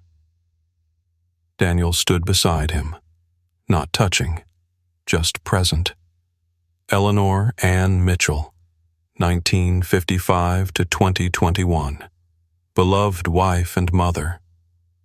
Robert reached out, touched the stone, cold granite under his fingertips, rough where the letters were carved. I made a mess of things. Ellie.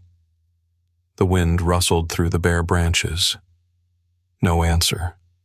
He didn't expect one. I tried to follow you. Didn't work out the way I planned. He traced the letters of her name with one finger. Danny found me in time. Don't know if that's luck or providence or something else entirely. He glanced at his son. Daniel stood with his hands in his jacket pockets, staring at the headstone, lost in whatever thoughts a son thinks standing at his mother's grave. I reckon maybe I'm supposed to stick around a while longer. Robert turned back to the stone. The boy wants me to teach him fishing. Remember how Danny never took to fishing? Too impatient, couldn't sit still long enough for the fish to bite. But Marcus, he's got that look. Same look you had when you were working on something that mattered. He pulled his hand back, wrapped his coat tighter against the November wind. I'll take care of your garden come spring, he said. Danny's going to help. Tomatoes, like you always wanted.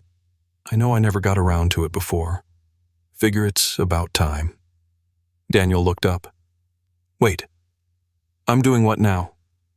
Your mother wanted tomatoes. We're doing tomatoes. I don't know the first thing about gardening. Dad? Neither do I. We'll figure it out together. Daniel shook his head, but the corner of his mouth twitched upward. They walked back to the car together. Slow Robert's legs still unsteady, but stronger than a week ago. At the cemetery gate, Robert stopped. Thank you, he said. For what? For making me come here. Robert looked back at Eleanor's grave, small and distant now across the brown grass. I should have done it sooner, 3 years sooner. You weren't ready. No, I was scared. Robert met his son's eyes, scared that if I came here, I'd have to admit she was really gone, that I was really alone. You're not alone, Dad. I know that now. Robert started walking again, his breath fogging in the cold air. Took me almost dying to figure it out, but I know it now. That night, Robert sat at the kitchen table, same spot, same chair. The overhead light cast a warm circle on the wood. He picked up a pen. Eleanor's good stationery, the cream-colored paper she'd saved for important letters. Not goodbye letters this time. Ellie, he wrote slowly, carefully. The pen scratched softly against the paper. I almost came to see you. Not the way I planned. The boy found me in time. I thought I was being brave, stoic, like my old man. Turns out I was just scared. Scared of needing people. Scared of asking for help. Scared of finding out nobody would come. Danny came. He keeps coming. I don't rightly know what to do with that. Marcus made me pinky promise to go to his baseball game. Remember when Danny used to do that? Hooked his little finger around mine like it was the most solemn oath in the world. Marcus has your smile. Ellie, same dimples. I'm going to try something new, asking for things. Not big things, just small ones. Can you hand me that? Will you stay a while? Things I should have learned to say 50 years ago. Better late than never, I suppose. You always said that. I miss you. Every single day. I miss you. But I reckon maybe I'm not done yet. Maybe there's still something left I'm supposed to do here. Tomorrow I'm going to call Danny. Not because anything's wrong, just to talk. Just because I want to hear his voice. That's new for me. You'd laugh. Or you'd be proud. Probably both. I'll see you when I see you. Sweetheart. But not yet. Not yet. Bob. He folded the letter. Didn't seal it. slid it into the drawer beside Eleanor's reading glasses, where it would wait with all the other things he'd saved: her recipe cards, her church bulletin from their last Christmas together, the anniversary card she'd signed 2 weeks before she died. Turned off the kitchen light, walked to the bedroom, lay down on his side of the bed, facing her pillow. The lavender smell was almost gone now, just a ghost of it, barely there. Good night, Ellie. He closed his eyes, and for the first time in 3 years, Robert Mitchell fell asleep without dreading the morning. January 14th, 2025. 3 months after surgery. 5:45 a.m. The coffee maker gurgled in the kitchen, same sound it had made for 26 years. Robert stood at the bathroom mirror. Same mirror since '81. Same time he'd been waking for 43 years. The linoleum was still cold under his bare feet. He'd finally bought that rug last week, but it sat in the corner still in its plastic wrapping. Some habits were harder to break than others, but things were different now. Marcus's drawing was taped to the corner of the mirror. Crayon stick figures, a tall one with gray scribbles for hair, and a short one with a baseball cap. Blue squiggles underneath that might have been water or might have been grass. Grandpa and me fishing, written across the top in wobbly 8-year-old letters. The I dotted with a lopsided heart. Robert picked up his razor, shaving cream on his jaw, the familiar smell of Barbasol filling the small bathroom. The blade moved in steady strokes, muscle memory from decades of mornings just like this one. His neck was different now. The scar curved from below his ear toward his collarbone, pink and raised, still tender in places. The surgeons had done good work. Dr. Sharma said at his last checkup, minimal nerve damage, full recovery expected. Just needed time. Robert tilted his head. Let the bathroom light catch the scar. He didn't hide it anymore. No scarves piled in the closet, no turtlenecks bought in summer. Just the mark of what he'd survived and what he'd almost thrown away. Still here, old man. He said it to his reflection. The reflection said it back. The radio played in the kitchen, not classical today. Jazz. Sarah had recommended the station last month, wrote down the frequency on a napkin at Thanksgiving dinner. Robert had tucked the napkin in his shirt pocket, figured he'd throw it away later. Instead, he'd tuned in the next morning, found he liked it. The surprise of that liking something new at 68 still caught him off guard sometimes. "You'd laugh at me, Ellie," he said to the empty bathroom. "Your husband listening to jazz. What's next, yoga classes at the senior center?" He rinsed the razor, patted his face dry with the towel, a new one, blue, that Sarah had brought over because the old ones were threadbare enough to see through. She wasn't wrong. Put on a regular shirt, collar open, scar visible. That was fine.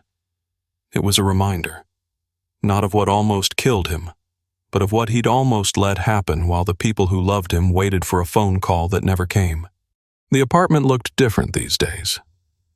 Robert walked through it slowly, coffee cup in hand, taking inventory the way he did most mornings now, noticing the changes that had accumulated like snow, one small thing at a time, until suddenly the whole landscape was different. Marcus's drawings covered the refrigerator door. New ones every Saturday when the boy came over. Dinosaurs with too many teeth. Spaceships shaped like hot dogs. A family portrait where everyone had enormous heads and stick-figure bodies, labeled in Marcus's careful printing, Grandpa, Dad, Mom, me. Robert had taped that one up himself. The calendar on the wall was full for the first time in years. Actual appointments. Actual plans. Saturday, Danny and Marcus. Tuesday, Dr. Sharma, 2 p.m. Thursday, book club. Library, 7 p.m. Book club. Daniel had insisted back in November, when Robert was still shuffling around the apartment in his bathrobe, still getting used to eating regular meals again. You need to talk to people who aren't family, Dad. Make some friends your own age. You can't just sit in this apartment waiting for us to visit. Robert had argued, said he was too old for making friends, said he didn't need to sit around with a bunch of strangers discussing novels he'd never heard of. He went anyway. Turned out he liked it. Turned out there were other men there, widowers mostly, a couple of veterans, a retired accountant named Bill who'd lost his wife the same year Robert lost Eleanor. They talked about the books sometimes. Talked about other things, more often grandchildren. Doctor's appointments. The strange loneliness of getting old in a world that moved too fast for them to follow. Robert had never had friends like that. Eleanor was always the social one in their marriage, the one who made plans and kept connections and remembered birthdays. But Eleanor was gone, and Robert was still here. And maybe that meant learning to do things differently. Through the kitchen window, he could see the backyard.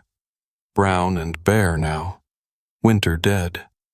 But Daniel had been reading about tomatoes, actually reading, checking out library books and watching videos on that phone of his. Had drawn up a plan on graph paper like an engineer, measurements and everything. "We'll start in March," he'd said at Christmas dinner. "Get the soil ready first. Build some raised beds easier on your back that way."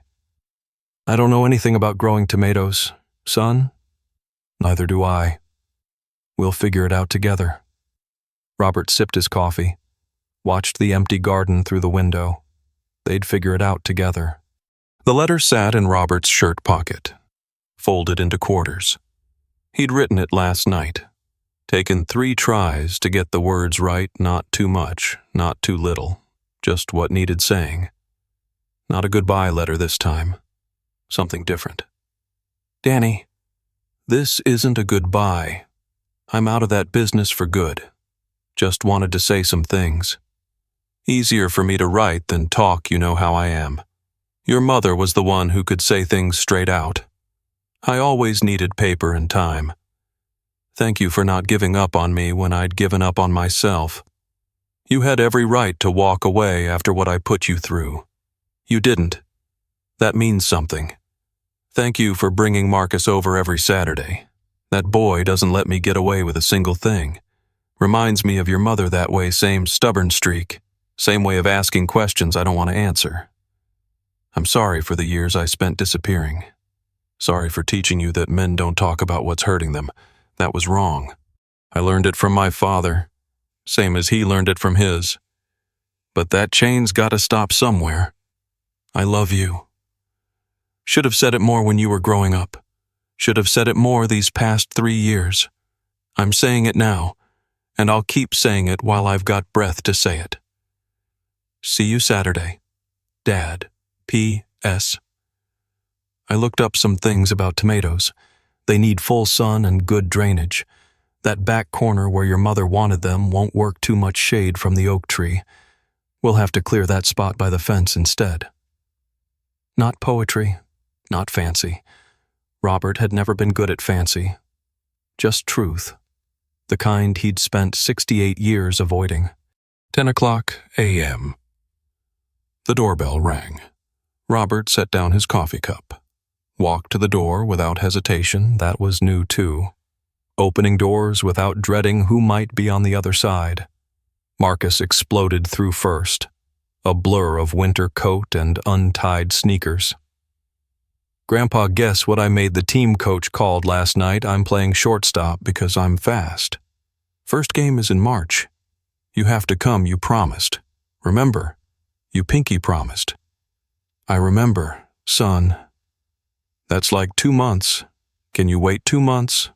That's forever. I reckon I can manage. Daniel came through behind his son, grocery bags in his arms, snowflakes melting in his hair. Sarah had sent ingredients for some complicated recipe. Robert could see pasta and cheese and vegetables he didn't recognize poking out of the paper bags. "Dad, you have any oregano Sarah's recipe needs? Oregano?" "Cabinet above the stove. Your mother's spice rack." Daniel found it, held up the small glass jar, squinting at the label. "This expired in 2019. Spices don't expire." "They absolutely do. Dad." "Well, we'll use it anyway. Your mother never checked expiration dates and her cooking turned out just fine." Daniel shook his head but put the oregano on the counter beside the pasta. Marcus had already claimed the living room floor, spreading out baseball cards he'd brought to show Robert. The boy's voice carried through the apartment, loud and bright, filling up the quiet spaces. Robert watched him for a moment, then reached into his shirt pocket. "Danny!" Daniel looked up from the grocery bags. Robert held out the folded paper. "Read it later, when you've got a minute." "What is this?" "Just read it." Daniel took the letter, looked at his father. Something passed between them. Not words, not touch, just recognition. Two men who'd almost lost each other, finding their way back one small step at a time. "Is this another?" "It's not a goodbye." Robert's voice was firm, steady. "I told you, I'm done with that business." Daniel nodded slowly, tucked the letter into his back pocket. They stood there in the kitchen, father and son, 3 months and a lifetime away from the floor where Daniel had found him dying. "Grandpa," Marcus called from the living room. "Come look, I got a Hank Aaron rookie card. It's not real, but it looks real. Come see." Robert glanced at Daniel. "Go," Daniel said. "I'll handle lunch." Robert walked into the living room, lowered himself to the floor beside his grandson slowly, joints protesting, knees cracking. But he made it down. Marcus immediately shoved a baseball card into his hands, talking a mile a minute about batting averages and statistics Robert didn't understand. He listened anyway. That evening, Daniel and Marcus gone. The apartment quiet again. Robert sat by the window in Eleanor's chair. Curtains open. The streetlights flickered on one by one as darkness settled over the neighborhood. The apartment was quiet, but a different kind of quiet than before. Not empty. Not waiting for something to end. Just peaceful. He picked up the phone from the side table. The old cordless, same one they'd had for 15 years. Hesitated. Old habits. That part of him that still expected disappointment, still braced for rejection, still half believed that needing someone was the same as burdening them. Then he dialed. Daniel answered on the second ring. "Dad, everything okay?" "Everything's fine, son. Just wanted to call." Pause on the line. "Just to call. That all right with you?" He heard Daniel smile through the phone. Actually heard it the way his son's breath changed. The warmth that crept into his voice. "Yeah, Dad, that's all right. Good." Robert settled back in the chair, watched the streetlights through the window. "Tell Marcus I found my old glove in the storage unit yesterday. We can practice before his first game. Get him ready. He'll be over the moon about that. Tell Sarah thanks for the oregano tip, even if she was wrong about expiration dates." Daniel laughed. "She'll say she told you so. She can say whatever she wants. She was right about me needing new towels, too." Silence. Comfortable now. The kind of silence between people who don't need to fill every moment with words. "Dad?" "Yeah, son. I read the letter." Robert's hand tightened on the phone. And, Daniel's voice was thick, rough. "And I love you too." Should have said it more. I'm saying it now. Robert closed his eyes. All right then, he said. All right then. Good night, Danny. Good night, Dad. Robert hung up, sat in the quiet for a long while. The apartment around him held all the evidence of a life being rebuilt. Marcus's drawings on the refrigerator, the calendar full of plans, the tomato-growing books stacked on the coffee table, Eleanor's glasses still in the drawer, her photograph still on the dresser, but her absence no longer a wound that wouldn't heal. Saturday was 2 days away. Danny and Marcus coming for lunch. Maybe they'd work on the garden plan. Maybe Marcus would teach Robert about baseball cards. Maybe they'd just sit together and not talk about anything important at all. It didn't matter what they did. What mattered was showing up. Robert pushed himself out of Eleanor's chair, walked to the kitchen, washed his coffee cup and set it in the drainer to dry. Turned off the lights, walked to the bedroom, lay down on his side of the bed, facing Eleanor's pillow. The lavender scent was gone now, had been for months, but he didn't need it anymore to remember her. I think I'm getting the hang of this, Ellie, he said quietly to the darkness. Asking for help, letting people in, all those things you tried to teach me for 42 years. The silence that answered wasn't empty anymore. Better late than never, I suppose. Isn't that what you always said? He closed his eyes. The night was quiet. The apartment was warm. Somewhere across town, his son was reading a letter, and his grandson was dreaming about baseball, and spring was coming. Slow but certain. Robert Mitchell lay in his bed, breathing easy, the scar on his neck fading a little more each day. Still here, still learning, still showing up. There is something that stays with us when a story like this ends. Something quiet, heavy in places, tender in others. The kind of weight that settles in the chest when we recognize a truth we have carried ourselves, perhaps for longer than we knew. Many of us understand what it means to wait by a phone that does not ring. Some of us have been the ones who meant to call but never quite found the moment. We have loved people imperfectly and been loved imperfectly in return, not from cruelty, but from the simple human failing of forgetting that presence matters more than promises. Perhaps you have sat alone in a kitchen built for two. Perhaps you have written words you could not say out loud. Perhaps you have wondered if anyone would notice if you quietly disappeared. It is all right if this story did not resolve everything inside you. It is all right if something still feels unfinished, unnamed. Not every ache requires an answer. Some things we carry simply because we are human, and carrying is what we do. Thank you for staying until the end. Thank you for listening.